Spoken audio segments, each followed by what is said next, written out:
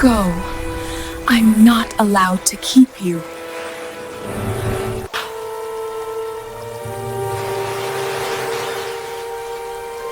On the night everything changed. When the moon hung low like a silver calabash over the quiet village river, a strange voice rose from the waters and whispered, "Uchenna, you have come again." And the city boy, shaken, confused, standing barefoot at the water's edge, realized something he never believed in was calling his name. That was where the trouble began, and that was where destiny began to weave its strange story. People said Lagos molded people like concrete, fast, sharp, and always in a hurry. But Uchenna Nwosu, 21 years old, tall, brilliant, and slightly restless, was not concrete.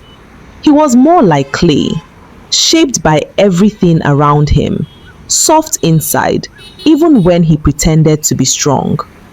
In school, he was known as the guy who helped others solve their math, yet still failed to find the answer to his own life. At home, he lived under the shadow of his father, Chief Uwosu, a man who believed that success was measured in positions, grades, and titles. And whenever Uchenna stumbled, even in small things, his father would breathe heavily and say, "Use your head, Uchenna. Do you think life is a joke?" That sentence, repeated 1,000 times, settled somewhere deep in his chest and stayed there. So when his final year examinations came close, Uchenna found himself overwhelmed. Too many expectations, too much pressure, too much noise in his head. His mother, Mama Nkechi, saw the tiredness in his eyes. She was the gentle voice in the house, the calm after his father's thunder. One evening, she tapped his shoulder softly. "Nam, you need rest. Go and stay in the village for 2 weeks. Breathe small. Read there. Nobody will disturb you." He hesitated, but the exhaustion inside him agreed. So Uchenna packed his bags, left the noise of Lagos behind, and boarded a night bus to Umunelli, the quiet village of his mother's people. He expected peace. He expected silence. He expected nothing dramatic. What he didn't expect was a river maiden waiting for him. The road to Umunelli curved like a lazy snake around red hills and palm trees, swaying like gossiping aunties. The village greeted him with the smell of roasted corn, wood smoke, and harmattan dust. Uchenna stayed in Mama's old family house, mud walls, wide veranda, mango trees shading the compound. It felt like stepping back in time, but it was peaceful. Children chased each other barefoot, women pounded fufu in rhythm, and men sat at the square drinking palm wine and telling old stories that always began with the same line. In the days when the tortoise was still walking about with his original shell. Everywhere felt slow, calm, almost healing. But there was one place the villagers warned him about: the Omu River, calm by day, mysterious by night. People whispered that strange lights moved across its surface after midnight. Some said the river had spirits. Some said maidens bathed there when the moon was full. Some said the river chose who it wanted to see. Uchenna laughed quietly when he heard the stories. Spirits. In 2025. He rolled his eyes. But village people just smiled the way elders smile when a child mocks a fire he has never touched. Deep down, Uchenna kept the information somewhere in his mind. Not fear, just curiosity. It happened on the 5th night. Uchenna was studying outside, battling a stubborn physics chapter, when he realized he was out of water. The clay pot was empty, the borehole had closed, and the only source left was the river, the same one people warned him about. But Uchenna was a born Lagos boy. He feared traffic, exam results, and police checkpoints, but not village stories. He took a lantern, put on his slippers, and walked confidently into the night. The path to the river was quiet, almost too quiet. Trees stood tall like silent guards. The moon spilled silver light across the leaves. When he reached the river bank, he knelt to fill his container. Then he heard it. A soft hum, a woman's voice, melodic, haunting, beautiful, coming from the river. Uchenna froze. The water rippled gently, glowing faintly as if lit from within, and then she rose. A young woman, glowing like a moonlit sculpture, stepped out of the water. Her long black hair clung to her back like wet silk. Her skin shimmered with tiny water droplets. Her wrapper, a flowing river blue cloth, moved as though wind and water were both holding it. She looked at him with eyes too bright, too clear, too unearthly. "Why are you awake at this hour, city boy?" she asked softly. Uchenna's heart stopped. For the first time in his life, he could not speak. The maiden tilted her head, studying him with a calm that made his stomach twist. "You should go," she whispered. "The river does not forget those who find it at midnight." He finally found his voice. Who are you?" A small sad smile touched her lips. "I am Adaora," she whispered, "a daughter of the water."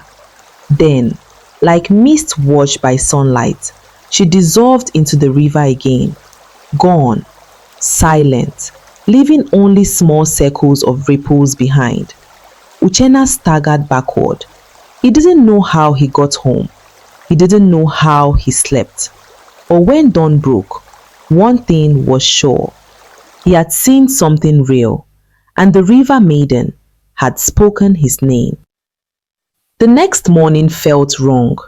Uchenna tried to convince himself it was a dream, a hallucination, stress from studying, but every time he blinked, he saw her again. Her eyes, her voice, her glow like quiet lightning. Who was she? He asked around casually. Is there someone named Adaora living near the river? People shook their heads. No Adara, no maiden, no girl matching his description. One elderly woman laughed so hard, she slapped her knee. City boy, river does not give out names. If water calls you, pray it doesn't call you twice. Another man added quietly, don't go near Omu River at night again. That place holds things older than your whole generation. The warnings bothered him, but curiosity bothered him more. Why did she tell him to leave? Why did she call him city boy? Why did she look sad? And why did she look like someone who existed between worlds? That evening, Uchenna sat under the mango tree, pretending to read, but replaying everything in his mind. Then he realized something. The maiden didn't harm him, didn't threaten him, didn't chase him away. She simply appeared, almost like she had been waiting, almost like she had something she wanted to say. And so, despite warnings, despite common sense, despite knowing he should be preparing for exams, Uchenna made a decision. He would return to the river. The moon rose full again, bright like polished metal. Uchenna waited until everyone slept, then slipped out quietly. This time, he walked slower. more respectful, listening to the night. When he reached the river bank, he cleared his throat softly. "I know you can hear me," he said. "I'm not here to disturb you. I just want to talk." Silence. Water moving gently. He was almost turning back when the river stirred. A shape, a shimmer, a rising glow. She emerged again. Adaora. Her eyes held surprise this time, and something softer. "You came back," she whispered. "I had to. Why? I want to understand." Adara looked down at the water, then at him. "You should not be here. The river chooses people for reasons it does not explain." "I'm not afraid," Uchenna said, though part of him definitely was. "At night," she replied, stepping closer. "Fear is not the only danger." They stared at each other as river mist curled around their feet. Then she asked, "What do you seek, Uchenna?" He swallowed. "I don't know, but maybe you can tell me." For the first time, she smiled. Small, beautiful, shimmering. "Then come," she said gently, extending a hand. "Let me show you what the river remembers." And as Uchenna reached forward, something moved in the bushes. A shadow, a figure, watching. He didn't notice, but that watching shadow would become the source of trouble, worse than anything the river could offer. The river was quiet, too quiet. Crickets paused, as though the night itself held its breath. As Uchenna reached for Adaora's hand, a twig snapped behind them. Adara's glow dimmed instantly. She stiffened. "Someone is here," she whispered. But Uchenna, Lagos-born and not exactly trained in bush fears, frowned into the darkness. "Who's there?" No answer. Adara pulled back. "We are not alone." The bushes rustled. A shadow slipped deeper into the trees. And though the figure didn't reveal himself, Uchenna felt something cold slide down his spine. "Come tomorrow," Adara whispered urgently. "Not now. Go." "But go!" Her tone was sharp, unusual, almost fearful. Before he could argue, she dissolved into the water, disappearing beneath the surface like a drop of rain, returning to its source. Uchenna turned and hurried home, heart pounding. But he didn't know that the watcher, the one who had seen everything, was smiling in the dark. And that smile was dangerous. Uchenna, son of Mosu, the river is older than all of us.